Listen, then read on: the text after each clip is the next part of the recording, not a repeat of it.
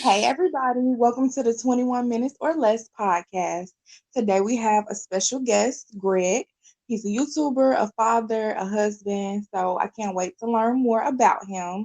So, how are you today, Greg? I'm good. I'm good. I have a little disclaimer. I am here alone with my two daughters, and they're 3 and 1. So if you hear them in the background, it's because their mother is not here right now. No problem. We know that you have a family channel, so we're gonna look at this as an extension of that. So if we hear them in the background, that's perfectly fine. Can you just start off by telling us a little bit about yourself, about your wife and your children and your YouTube channel?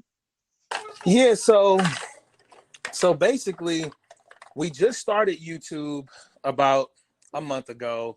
Um, my sister is like an avid YouTuber. Like she watches like Queen Naja and Clarence.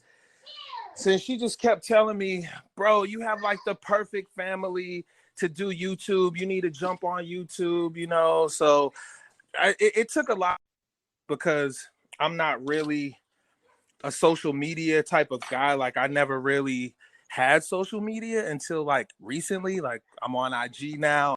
I didn't have like any pictures of my kids on my wife's Facebook or anything like that. So it was like kind of an adjustment. So can you tell us like how did you get started? I know you just said that you was introduced from your sister, but like what was like one of the first YouTube videos you all ever did?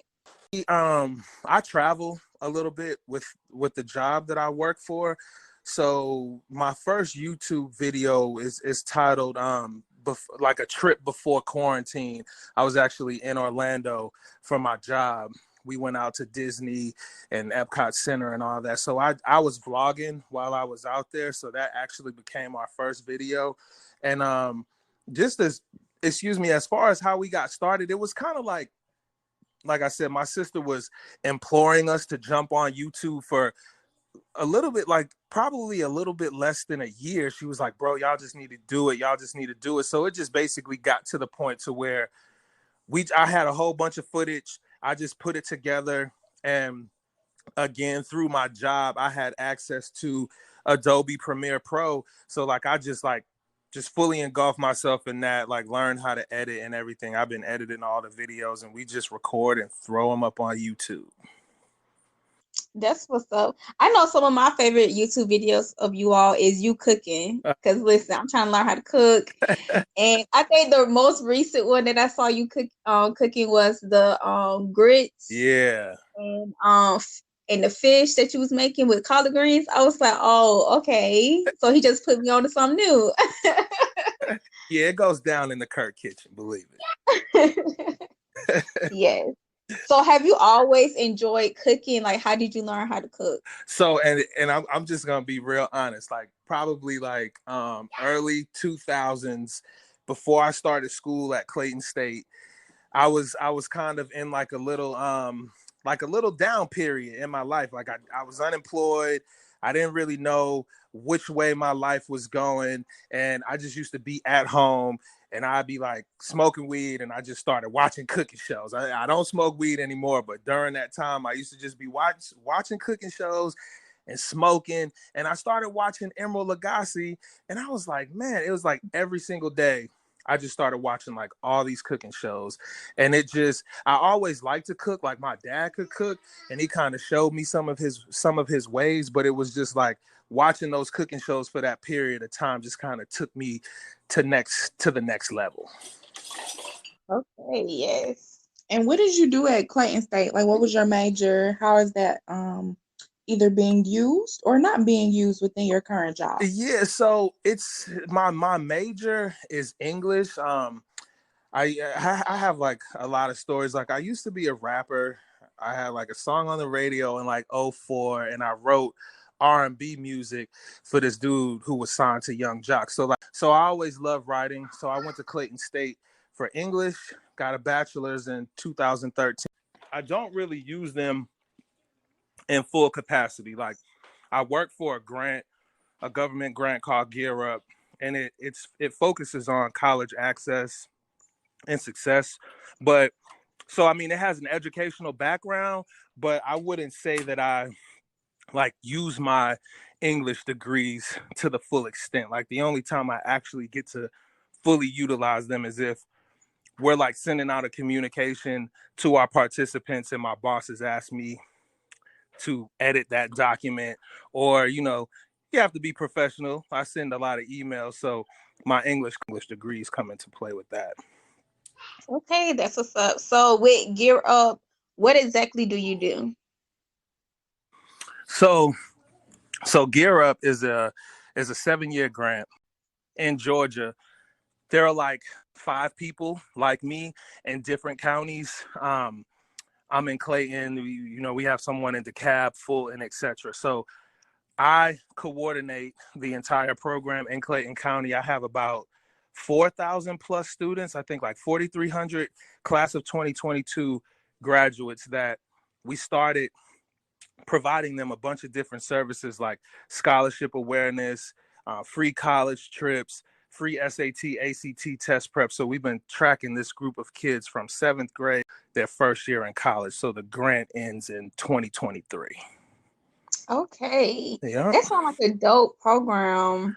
It is. It really is. It's really cool. I mean, especially when you think about the scope of it. I mean, it's geared toward providing to people in underprivileged neighborhoods.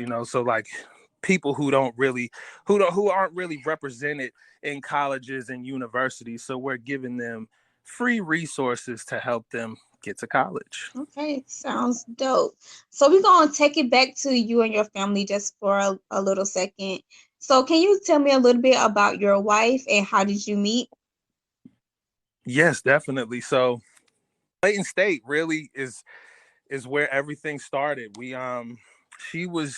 She started Clayton State in January of '09, and I started in August of '09. So we ended up crossing paths. Well, we crossed paths a number of times before we actually started dating. Like I would see her and I'd be like, yo, she looks like Carrie Hilson, or you got Mhm. style. I like your style. And nothing grew from that. But then in 2012, we had a class together, and we started dating from there.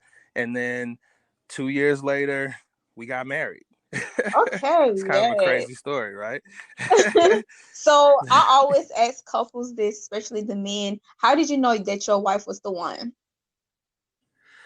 So I'm a little bit older than her. Like I will be 40 this year, the big 40, and she just turned 32. So we've been together for like 9 years. So I have a history. I have a past. Like I've dated different girls, and never really wanted to marry anyone who I was with before. But it was just like I knew when I met her that I didn't even want to get into a serious like monogamous committed relationship unless I knew that I was going to go the whole way with her. And it was just something about her. She was a little not young, but she was like 23 when I met her, and I was like 31. But she was always very mature, and we just clicked. It was just like great charisma, and we had like a super connection that was undeniable. Okay, sounds dope. Got you. And so with your kids, how did y'all come to those names? Because they're very unique. Yeah, what inspired those names? So for Braves name is a little bit deeper than how I came up with Wish's name. But like prior to having kids, my wife had like 3 miscarriages. And I mean, I know it's like, I don't really feel like this is a taboo subject because a lot of women go through miscarriages, but it was a really, really difficult time for us in our relationship, losing 3 kids. And then, the pressure that family members kind of apply on you, like, oh, when are you going to have kids? When are you going to have kids? It kind of got to the point to where we didn't even know if we wanted to try anymore because it was always like, tears and just a bad situation. So when she got pregnant with Brave, everything just felt different. And we believe in God, we believe in Jesus Christ. So we just prayed and left it with him. And Brave, she stuck through and she came. So like I named her Brave because I was just like, she was brave. She made it. That's And then so dope. Go ahead. Thank you. And then with Wish, I try to capture the same, like, well, not the same, but I try to have, a lot of significance placed behind her name too. But she was kind of like a surprise to us. I did want another kid. Aries didn't really want to have any more kids after she gave birth to Brave and everything. So I kind of wished for her, but then I'm also a Los Angeles Lakers fan, love Kobe Bryant to life. So the Lakers have Wish on their jersey. And one night I was watching the Lakers game and I was like, man, Wish would be a dope name. So I just picked that.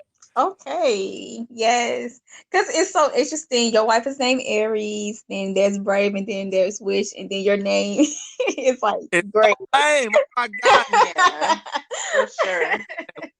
I was gonna vlog it. I was like, yo, why am I the only person in this family with the corniest name? Like I need to change my name to like Bear or something Yeah. No, for sure. I think your family is beautiful. How has Thank- transitioning into coronavirus, like, I guess, helped you be more of like a homeschooler, a teacher, kind of take on that role? How has that been with the kids?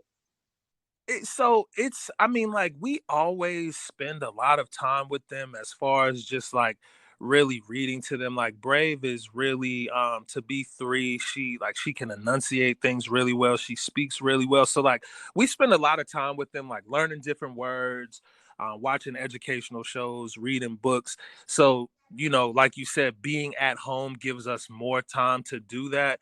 I always say that this whole coronavirus situation has been like such a blessing and a curse at the same time, because the blessing half is like the time that I get to be at home with my family, which everyone lives to be at home with your family. The curse is the fact that you can't really do anything. So my girls, they're 3 and 1.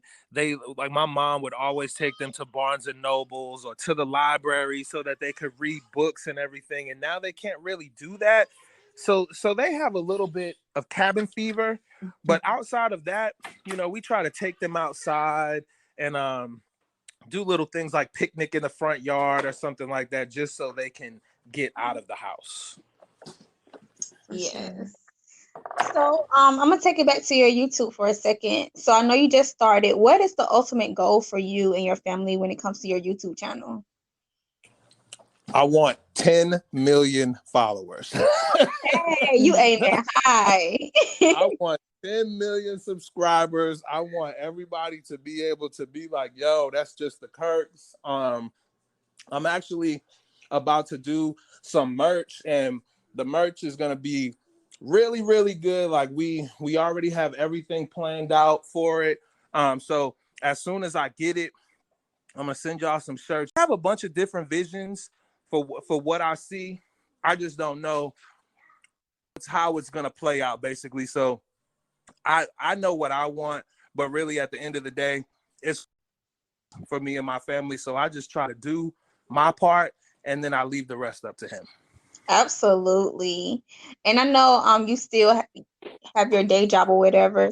Do you ever foresee in the future that your YouTube just take off to where you can maybe quit your day job? You know what? To be honest, I'm praying that that is the case. Like I said, this grant is over in 2023, and I've worked for people my whole entire life, and I just want to be self-sufficient. Like I want to be my own boss and just be able to do things that I like to do. Like I really feel like it's a blessing to be able to do work that you actually enjoy.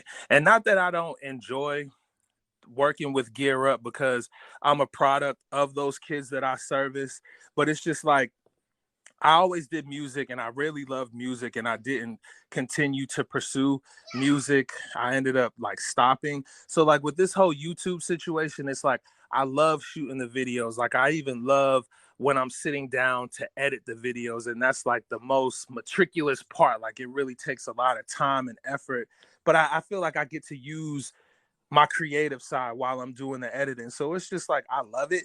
So I'm hoping, praying that I can spend all of my time doing it, basically. Okay. Any advice for the entrepreneurs out there that are just starting?